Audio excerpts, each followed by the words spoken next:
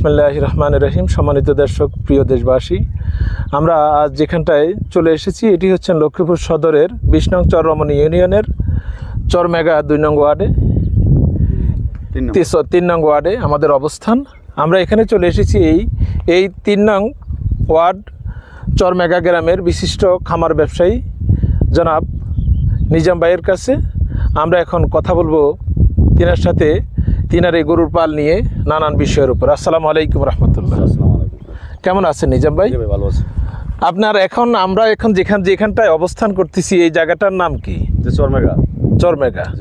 চরমেগা। আমরা জানতে পারলাম যে আপনি অনেকগুলা গরু নিয়ে এখানে একটি খামার গড়ে তুলেছেন। সেটি কত সাল থেকে এই খামারটি পরিচালনা করে যাচ্ছেন?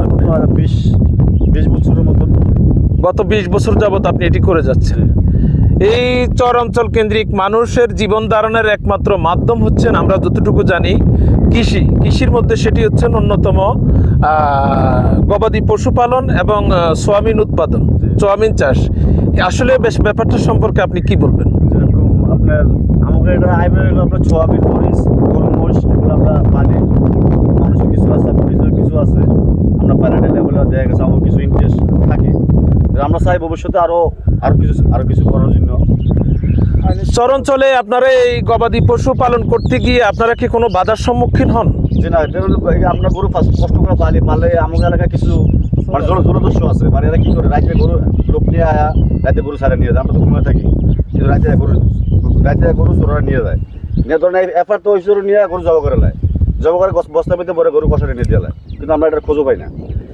এই ব্যাপারে কি আপনারা দায়িত্বশীল বা জনপ্রতিনিধিদের বরাবর কোনো আবেদন করেছিলেন প্রতিকার পাওয়ার জন্য? আমরা করে লাভ নাই স্যার। আমরা যারা এগুলো করতেছে এরা তো আমাদের তো অনেক পাওয়ারশীল, কারণ আমরা করে তো কোনো লাভ নেই। আমরা মানে অপরাধীরা আপনাদের চেয়ে আরো ক্ষমতাধর, ক্ষমতা লোক, মানে ওর কাছে আমরা কিছু করে দিলে আমরা পাত্তা পাই না। ওরা স্যার কিছু বলেন না। জি। তাহলে এরকম অন্যায়গুলো হয়ে যাচ্ছে। আর আচ্ছা, বিশেষ করে এই অঞ্চল কেন্দ্রিক, বিশেষ করে চরমেগাতে আমরা দেখি যে চরমেগা সারা বাংলাদেশের কাছে বিখ্যাত সোয়াবিন উৎপাদনের কারণে। সেই সোয়াবিন উৎপাদন করতে গিয়ে কৃষি সম্প্রসারণ অফিস থেকে কি আপনাদেরকে, বিশেষ করে চাষিদেরকে কি কোনো রকম সহায়তা প্রদান করা হয়? আমাকে দেওয়া হয় না কোনো ধরনের, আমাকে ব্যাংকের থেকে, সরকার থেকে কোনো ধরনের সহায়তা করা হয় না। আমরা তো যেমনটি জানি থাকি যে সার, কীটনাশক, বীজ এই ধরনের কিছু কৃষি সম্প্রসারণ অফিস থেকে কৃষক পর্যায়ে দিয়ে থাকেন। তাহলে আপনারা এখানে যারা প্রান্তিক কৃষক আছেন আপনারা এইসব পান না? আমরা এখনো পাইনি। আমরা এটা কোনো সময় কোনো কিচ্ছু পাই না, কারণ আমাকে এগুলো দেওয়া হয় না, আমরা এগুলো পানো না। আপনার কৃষি, আপনার এই সোয়াবিন যেটি উৎপাদন হয় সেটিকে আপনারা ন্যায্য বাজার মূল্য পান? যে গত বছর আমরা সোয়াবিন বেশি 530 টাকা, এই বছর বেশি 1200 টাকা, 1100 টাকা। এই কারণ গত বছর তো অর্ধেক দাম ডিফারেন্স। তাহলে তো কৃষকের এইবার সোয়াবিন উৎপাদনে লস এসেছে। সবার লস, সবার যতজন কৃষি করে। ধরেন আমরা বছরে কৃষি করে 60,000 টাকা খরচ করছি, কিন্তু সোয়াবিন পাইছি 60,000 টাকা, 5,000 টাকা সোয়াবিন পাইছি, কিন্তু 5,000 টাকা শেষ। যদি আপনার কৃষি সম্প্রসারণের মাধ্যমে সরকার আপনাদেরকে নানা রকম কৃষি উপকরণ দিয়ে সহযোগিতা করা হয়, তাহলে সোয়াবিন উৎপাদনে আপনারা লাভ পেয়ে কৃষকরা বেঁচে থাকবেন, এমনটি আপনাদের প্রত্যাশা? আমরা এরকম আশা করি স্যার। প্রিয় দর্শক, আমি স্ক্রিনে কথা বলতেছি, তিনি আসলে একজন খামারি, পাশাপাশি তিনি অত্র এলাকায় অত্যন্ত সুনামের সাথে তিনি দীর্ঘদিন যাবৎ সোয়াবিন উৎপাদনের সাথে নিজেকে আত্মনিয়োজিত রেখেছেন। আমাদের এই কৃষি নির্ভর দেশটি, সেই কৃষি নির্ভর দেশে কৃষকরা যখন প্রান্তিক পর্যায়ে তারা তাদের ন্যায্য পাওনা থেকে তিনারা বঞ্চিত হন, তাহলে এটি রাষ্ট্রের ব্যর্থতাই আমাদেরকে বলতে হবেন।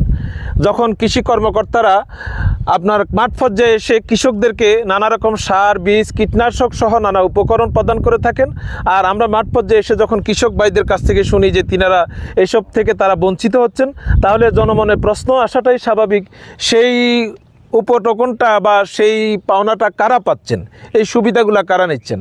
আমি আজকে এই অঞ্চলে এসে অনেক বিজ্ঞজনদের সাথে কথা বলেছি, আমার ক্যামেরায় আমি অনেককে ধারণ করার চেষ্টা করছি, আমি অনেকের সাথে কথা বলেছি। বিশেষ করে আমার অত্যন্ত প্রিয় মানুষ, অত্র এলাকাতেও যিনি অত্যন্ত সুনামের সাথে আছেন, এলাকার বিশিষ্ট মানুষ হিসাবে যিনি খ্যাতি অর্জন করেছেন, পরিচিতি লাভ করেছেন, সেই নিজাম ভাই, তিনি আমাদেরকে যেমনটি জানিয়েছেন এখানের প্রান্তিক মানুষগুলা তারা তাদের জীবন জীবিকার জন্য গবাদি পশু, বিশেষ করে গরু পালন করে থাকেন। সেই গরু ইতিমধ্যে ইদানিংকাল তারা নানাভাবে চুরির শিকার হচ্ছেন, সাধারণ মানুষজন উৎকণ্ঠায় আতঙ্কের মধ্যে দিনাতিপাত করতেছেন। আমরা এই পর্যায়ে নিজাম ভাইয়ের পাশে যে বয়োবৃদ্ধ মানুষটি দাঁড়িয়ে আছেন, আমরা দু চারটি কথা বলতে চাই এনার সাথে। এইভাবে ধরুন। আসসালামু আলাইকুম রহমতুল্লাহ। আপনার নাম বলেন। দানুনত্তি। আপনার নামটা? দানুনত্তি। দানুনউদ্দিন। কেমন আছেন আপনি? আসি ভালো। আমরা ডিপিসি টেলিভিশন থেকে এসেছি। আমরা আপনাদের মতো প্রান্তিক কৃষকদেরকে নিয়ে একটা পর্ব করে থাকি, যেটি হচ্ছেন খামার ও খামারিদের নিয়ে কথা। আমরা আজকে এসে আপনাদের অনেকের সাথে কথা বলেছি, আপনাকে আমরা ক্যামেরায় পেয়েছি। আপনি কতগুলা গরু এবং বাছুর নিয়ে আপনি এখানে পালন করতেছেন? আছে 30টা আছে। 30টার মতো আছেন। আপনারা কি এখানে এইসব পালন করে নিরাপত্তা পান আর ন্যায্য মূল্য পান? না, নিরাপত্তা পাই না। প্রত্যেক রাত সার মানে 2টা 3টা তো রাউন্ড থাকতে হয়। চোরের খুব চোরে মানে অনেক অত্যাচার করতে হয়। মানে চোর আতঙ্কে আপনাদের পুরো রাতগুলা অতিবাহিত হয়, যে কখন এসে কার বাড়িতে কার খামারে হানা দেয়। হ্যাঁ, চোরের লেগে গুঞ্জি দেয় না স্যার। সারা রাতে জাঙ্গা থাকা লাগে। এখানে কি আপনারা যারা আছেন প্রান্তিক মানুষ, এখানের জনবসতি যারা, আপনারা কি এইসব সবাই মিলে সংগঠিত হয়ে প্রশাসনকে ব্যাপারটি অবগত করাননি? চোর তো ধরতে পারি না, চোর তো ধরতে পারি না। চোর ধরতে পারছে না, বিচার চোর তো ধরা যায় না। আপনার চোর আমরা চোরে পরি দিই আমাকে, আমরা চোরে পরি দিই আমাকে। যখন আমরা ঘুমিয়ে যাই তখন চোরে গরু নিয়ে গাঙ্গের পার নিয়ে গরু জবা করে দেয়। গরু জবা করে কি করে বস্তা পেতে পড়ে, তখন গরু তোর মরে থাকে। তখন সয়াবিনের বস্তা না গরুর বস্তা না ডানার বস্তার মতো বুঝতে পারি না, না জালার বস্তা বলার সুযোগ থাকে না। মানে সুযোগ থাকে না। আর যে লোকের সামনে পাওয়ারশীল লোক, একটু আপনারা কাছাকাছি এসে কথা বলেন, একটু কাছাকাছি এসে কথা বলেন। যারা এগুলো করে এরা তো পাওয়ারশীল লোক। আমরা ওর কাছে গিয়ে কথা করে বার্তা পাই না। এই যে বলদ 2টা লেগেছে, মানে এই বাড়ির একটা এই পাশে আসছিল, একটা ওই পাশে আসছিল বাদা।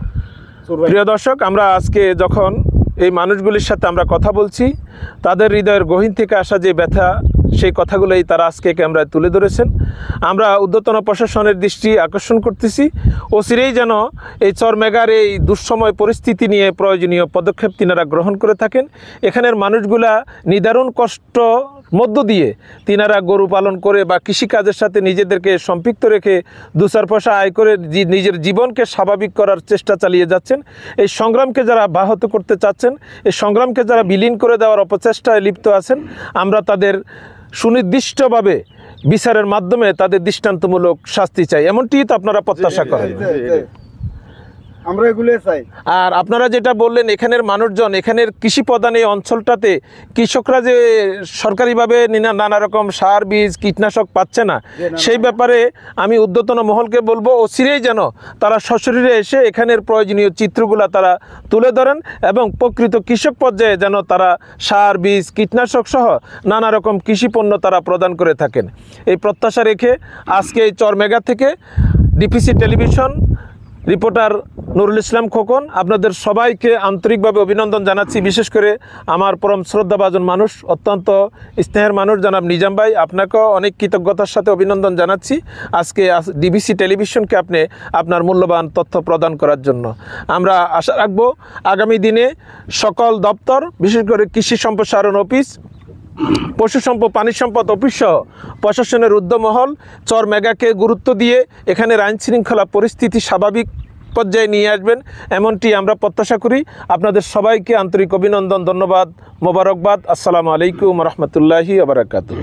জনাব নিজাম ভাই, আমি আসলে সর্বশেষ আপনার কাছ থেকে জানতে চাই, আমাদের সদর কেন্দ্রিক কিংবা বিভিন্ন জায়গা থেকে, দূর দূরান্ত থেকে মানুষজন খামারের জন্য গরু বাছুর সংগ্রহ করতে চায়। বিশেষ করে পবিত্র কোরবান উপলক্ষে তারা কোরবানির পশু সংগ্রহ করার জন্য ভালো মানের পশু ন্যায্য দামে পেতে চায়। সেক্ষেত্রে যদি তারা আপনার সাথে যোগাযোগ করে, আপনার খামার থেকে কি আপনি তাদেরকে ভালো মানের গরু কম দামে সরবরাহ করার সুযোগ রয়েছেন? জি জি জি, আমার কাছে আসলে হয়তো আমার নাম্বারে ফোন করে দেখেছে, আমি সংগ্রহ করে দেবো। আমার কাছে না থাকলে আরো বহুত খামার আছে। আপনার খামারও তো আমরা অসংখ্য গরু এবং বাছুর দেখতে পেয়েছি। আমার কাছে না থাকলেও স্যারকে আমি বিভিন্ন জায়গাতে সংগ্রহ করে দিতে পারবো। করতে পারবেন। আপনার সাথে কিভাবে যোগাযোগ করবে? আপনার ঠিকানা এবং মোবাইল নাম্বারটা, নাম সহ বলে দেন আমাদের। জি, মোবাইল নাম্বার নিতে পারেন। আমার নাম নিজাম, আমি জন্নক্তির ছেলে, আমি থাই চরমেগা।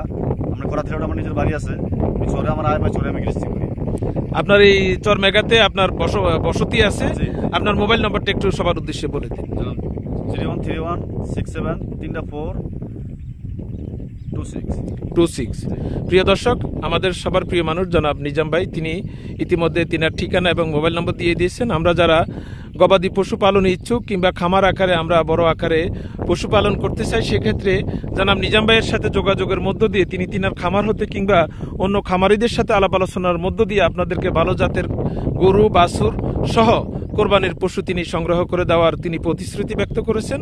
যে যেখান থেকেই দেখছেন, আপনারা যারা বিশ্বর মেগা থেকে গরু এবং বাছুর সংগ্রহ করতে ইচ্ছুক আমাদের নিজাম ভাইয়ের সাথে যোগাযোগ করবেন স্ক্রিনে দেওয়া নম্বরে। এই ঠিকানা যোগাযোগ করে আপনারা আপনাদের চাহিদা মতো গরু বাছুর সহ সবকিছু আপনারা ব্যবস্থা করতে পারবেন। ধন্যবাদ।